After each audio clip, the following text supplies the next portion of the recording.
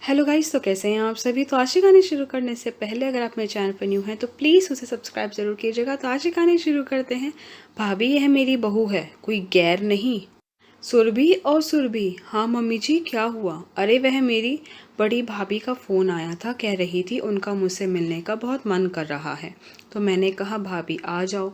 तो वह कल सुबह आ रही हैं, ज़रा देख लेना, किसी चीज़ की ज़रूरत हो तो पहले से ही मंगवा लेना। तो सुरभि ने कहा ठीक है मम्मी जी। सासू माँ यह कहकर अपने कमरे में चली जाती है और बहू रसोई में रात का खाने की तैयारी में लग जाती है।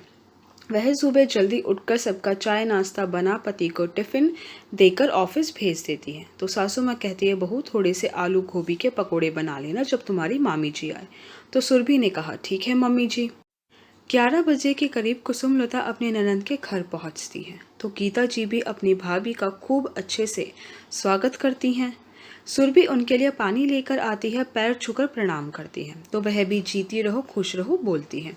फिर सुरभि रसोई में जाकर चाय चढ़ाती है और गर्मा गर्म पकौड़े तलती है और बाकी का नाश्ता साथ में प्लेट में लगाकर ले आती है।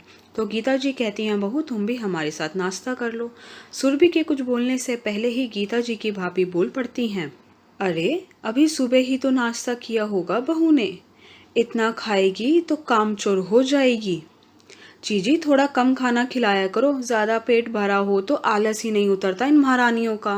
मैं तो अपनी दोनों बहुओं को टाइम पर ही खाना देती हूँ और वह भी सबसे पीछे। शरीर में ज़्यादा जोर होने पर हमारे ऊपर ही घुर्राना शुरू कर देंगी। बड़ी भाभी है, एक दिन की बात है, यह सोचकर गीता जी चुप रही। सुरभि रसोई में दोपहर के खाने की तैयारी करने लगी। उसने दाल चावल आलू की सब्जी रायता और फुलके बनाए थे। तो फिर वह थोड़ी देर में हम लोगों के लिए खाना लगा देती है। जब हमने खाना खा लिया तो वह अपनी प्लेट लगा लाई। सुरभि को दाल बिना घी के अच्छी नहीं लगती, पर वह अपने हाथों से घी डालते हुए थोड़ा शर्माती है। तो गीता जी रसोई में जाकर घी लाई और दाल में लगा दिया। भाभी ने फिर मुंह खोला ही था कि मैं बोल पड़ी, भाभी यह मेरी बहू है, कोई गैर नहीं। जब काम करने के लिए घर इसका है तो खाने के लिए पड़ोसियों के यहाँ थोड़ी जाएगी। क्या यह ज़रूरी है कि पहले वाली परंपराएं हमेशा चलती रहे। अगर वह सही ना हो तो क्या हमें उन्हें छोड़ नहीं देना चाहिए।